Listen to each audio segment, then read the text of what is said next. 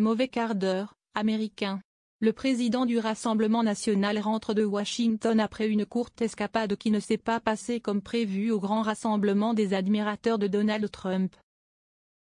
L'eurodéputé français devait notamment discourir devant la crème des extrêmes droites du monde entier, il n'en a rien été. Jordan Bardella a décidé d'annuler sa prise de parole, prévue vendredi 21 février dans l'après-midi, après un incident survenu le matin même. À savoir le salut nazi de l'ancien conseiller de Donald Trump, le sulfureux Steve Bannon, en ouverture de la conférence en question. Un geste rappelant celui d'Elon Musk il y a quelques semaines, et qui a de nouveau fait le tour des médias et des réseaux sociaux. Alors que je n'étais pas présent dans la salle, l'un des intervenants s'est permis, par provocation, un geste faisant référence à l'idéologie nazie.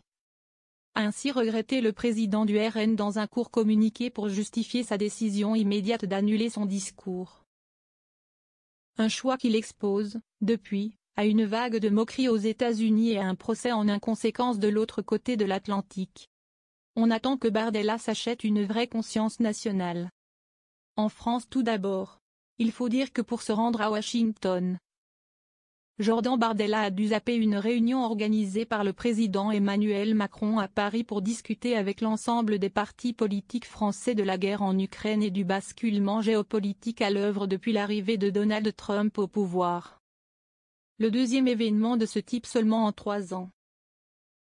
Une absence remarquée.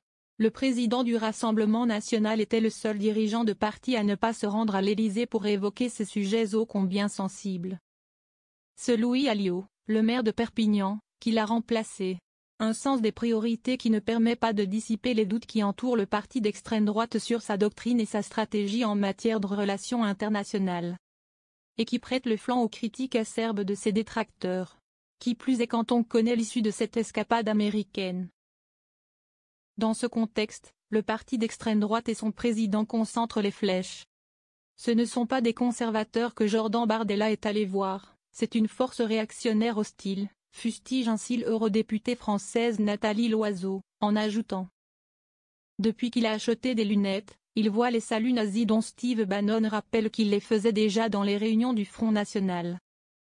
On attend maintenant que Jordan Bardella s'achète une vraie conscience nationale, enfonce l'ancienne ministre de l'Europe.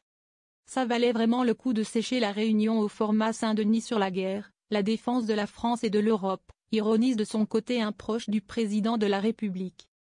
Le petit garçon moqué aux États-Unis. Pour résumer, l'aller-retour du président du Rassemblement national permet en France à la gauche et à la droite de faire coup double, ou triple.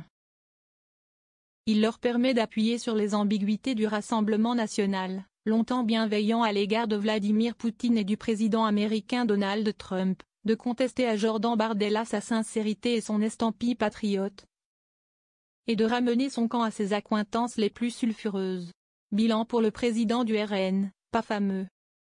Mais ce n'est pas plus glorieux de l'autre côté de l'Atlantique où, parmi les admirateurs de Donald Trump, on goûte peu la frilosité du président du Rassemblement national.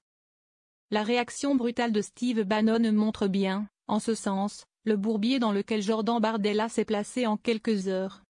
S'il est si inquiet que ça et qu'il se fait pipi dessus comme un petit garçon, alors il est indigne et ne dirigera jamais la France. A ainsi fulminé l'ancien conseiller de Donald Trump dans une interview vidéo diffusée sur le site internet du Point, en estimant que seuls les hommes ou les femmes à poigne peuvent diriger la France. Ce n'est pas tout. L'Américain a également reproché à Jordan Bardella de se soumettre aux médias mainstream, une accusation rude pour un parti qui cultive son statut anti-système en France. En somme, le dirigeant du parti d'extrême droite semble s'être heurté, aux États-Unis, aux contradictions intrinsèques à la stratégie de normalisation que sa formation essaie de suivre depuis des années dans l'Hexagone. Une stratégie difficile à calquer auprès d'alliés politiques qui, eux, poussent au contraire tous les feux de la radicalité.